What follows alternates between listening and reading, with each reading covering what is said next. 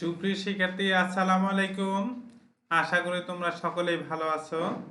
আল্লাহর অশেষ রহমতে আমিও তোমাদের সকলের দয়ায় ভালো আছি।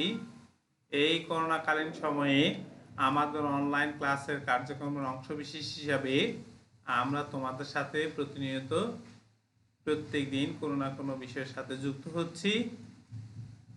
যেভাবে তোমাদের সাথে যুক্ত হচ্ছি সেইভাবে তোমরা আমাদের সাথেও যুক্ত হচ্ছ, এবং যেইভাবে আমরা তোমাদেরকে যে বাড়িতে হোম প্র্যাকটিস করার জন্য, অর্থাৎ হোম প্র্যাকটিস করার জন্য যে কাজগুলো দিচ্ছি সেইগুলো তোমরা করতেছো, এটা খুবই ভালো।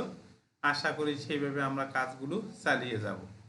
যতর মধ্যে আমাদের স্কুল সশরীরে আমাদের না খোলে ততর মধ্যে আমরা এইভাবে কাজগুলো চালিয়ে যাব। তাহলে আজকে আমরা প্রথম অধ্যায়ের যে লেকচার 4, এর মধ্যে আমাদের 3টি লেকচার শেষ হয়ে গেছে। বিভাজ্যতা সম্পর্কে আলোচনা করব। এখন আমরা আলোচনা করব 6 দ্বারা কোন সংখ্যাগুলো বিভাজ্য হবে।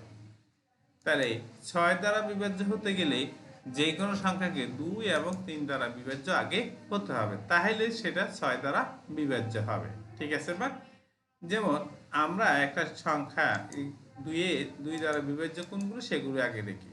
তো 2 এর কয়েকটি গুণিতক আমরা লিখি।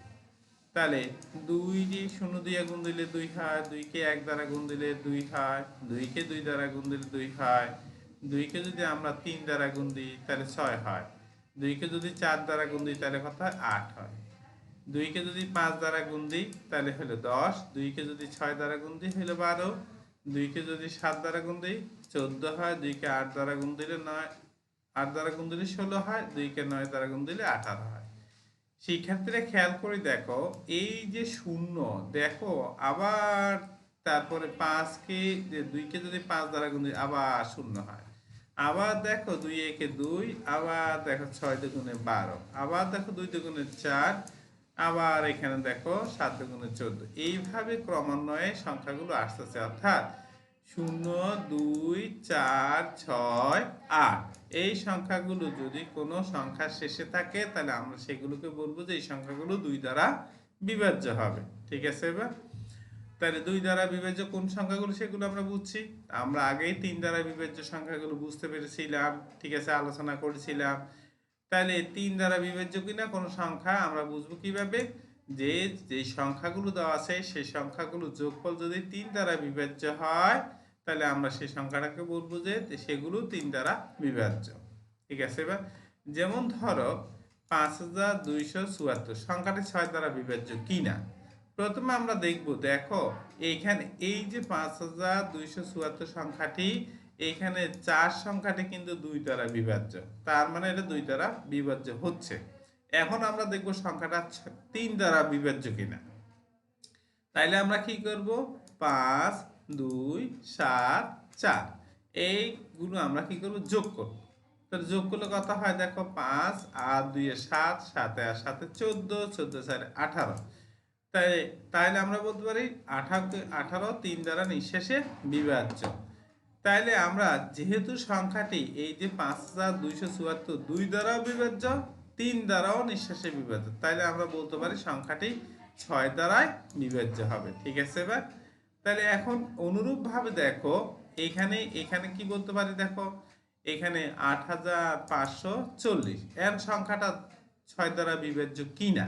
তাহলে আমরা কিভাবে বুঝবো? দেখো তাহলে আমরা আরেকটা উদাহরণ চলে এই অঙ্কটা একটা সমাধান করে নিই, তাহলে আমরা বুঝতে পারবো যে এই সংখ্যাটিও 6 দ্বারা বিভাজ্য কিনা। ঠিক আছে?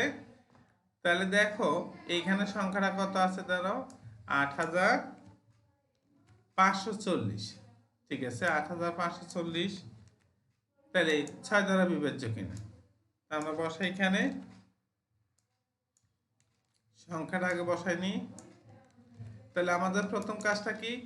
এখন দেখো যেহেতু সর্বশেষে এককের ঘরে শূন্য আছে, তাহলে আমরা বলতে পারি এটা 2 দ্বারা বিভাজ্য। ঠিক আছে? বা এখন আমরা বলবো সংখ্যাটির মধ্যে সংখ্যাটির যোগফল, অর্থাৎ 8 5 4 0 এগুলো যোগ করব। ঠিক আছে? 8 যোগ করি, 8 যোগ 5 যোগ 4 যোগ 0। এখন দেখি যোগফল কত হয়? তাহলে 8 আর 5 এর 13, 13 আর 4 হলে কত হয় 17, ঠিক আছে। এবার 17 হয়। তো 17 সংখ্যাটি 3 দ্বারা বিভাজ্য নয়, 3 দ্বারা বিভাজ্য নয়। যেহেতু 3 দ্বারা বিভাজ্য নয়, তাহলে আমরা বলবো যে 8540 সংখ্যাটি 3 দ্বারা, এখানে 6 দ্বারা বিভাজ্য নয়, ঠিক আছে, বিভাজ্য নয়, ঠিক আছে। এবার বিভাজ্য নয়। তাহলে চলো আমরা আরেকটা অঙ্ক প্র্যাকটিস করি, আরেকটা অঙ্ক আমরা প্র্যাকটিস করে নিই, ঠিক আছে। তাহলে আরেকটি অঙ্ক আমরা প্র্যাকটিস করি। তাহলে এখন আরেকটি অঙ্ক আমরা দেখি। এখানে আরেকটা অঙ্ক 3 নম্বর আরেকটা উদাহরণ দিয়ে দেখি আমরা, ঠিক আছে। আরেকটি অঙ্ক দিয়ে দেখি আমরা, ঠিক। তাহলে তাহলে আমরা আরেকটি অঙ্ক প্র্যাকটিস করে দেখি। তাহলে এখানে আরেকটি অঙ্ক প্র্যাকটিস করে দেখো, 2185, 2185 সংখ্যাটি আমাদের 6 দ্বারা বিভাজ্য কিনা আমরা সেটা দেখব, ঠিক আছে। এবার বিভাজ্য কিনা, প্রথম দেখো এই যে এককের ঘরে আছে হলো কত 5, যেহেতু 5 সংখ্যাটি আছে তাহলে 2 দ্বারা বিভাজ্য নয়, ঠিক আছে। এবার 2 দ্বারা বিভাজ্য নয়। কেন 2 দ্বারা বিভাজ্য নয়? কারণ এখানে দেখো 5 হলো বিজোড় সংখ্যা, এই জন্য 2 দ্বারা বিভাজ্য নয়। এখন যেহেতু 2 দ্বারা বিভাজ্য না, তাহলে 6 দ্বারা বিভাজ্য হওয়ার কোনো প্রশ্নই উঠে না। তারপরে আমরা দেখি 3 দ্বারা বিভাজ্য কিনা। তাহলে এখানে আছে 2, তাহলে 2 দিই, ঠিক আছে। এরপর আছে 1, আমরা 1 বসাই, 1 বসাই। তারপর আছে 8, আমরা এখানে 8 বসাই। তারপর আছে 5, আমরা এখানে 5 বসাই, ঠিক আছে। 2185, তাহলে 2 আর 1 হইল 3, 8 আর 3 11, 11 আর হইল 5 যদি যোগ করি তাহলে কত হইল 16 হয় নাকি।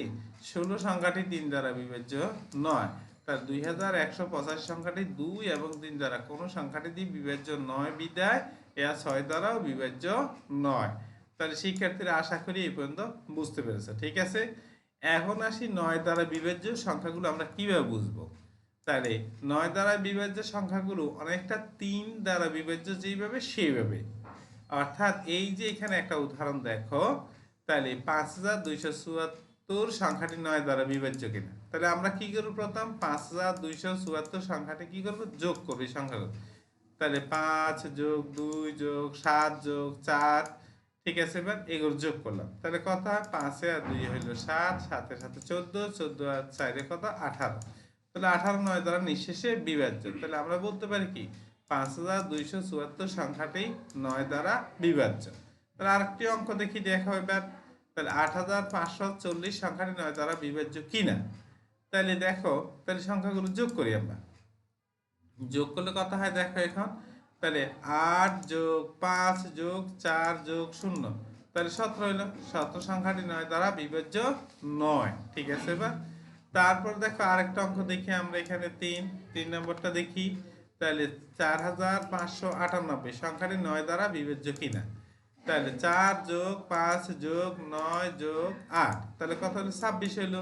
26 সংখ্যাটি 9 দ্বারা বিভাজ্য নয়, ঠিক আছে। এবার কারণ 3 নং 27 নিঃশেষে বিভাজ্য হচ্ছে না, তাহলে আমরা বলবো যে এগুলো 9 দ্বারা বিভাজ্য নয়। তাহলে আমরা নিচের গুলো যাচাই করে দেখব, যেমন 8540, 2185, 5274, 1072, 1739, 2190, 545 সংখ্যাটি 9 দ্বারা বিভাজ্য কিনা। আমরা এগুলো বাসায় হোম প্র্যাকটিস করে দেখব। আমরা এগুলো ভালো করে আবার স্যারের এগুলো দেখব, দেখে অঙ্কগুলো করার চেষ্টা করব। সে পর্যন্ত ভালো থাকবো, সুস্থ থাকবো। আল্লাহ আমাদেরকে ভালো রাখুক, সুস্থ রাখুক, সেই কামনা। আল্লাহ হাফেজ, আসসালামু আলাইকুম।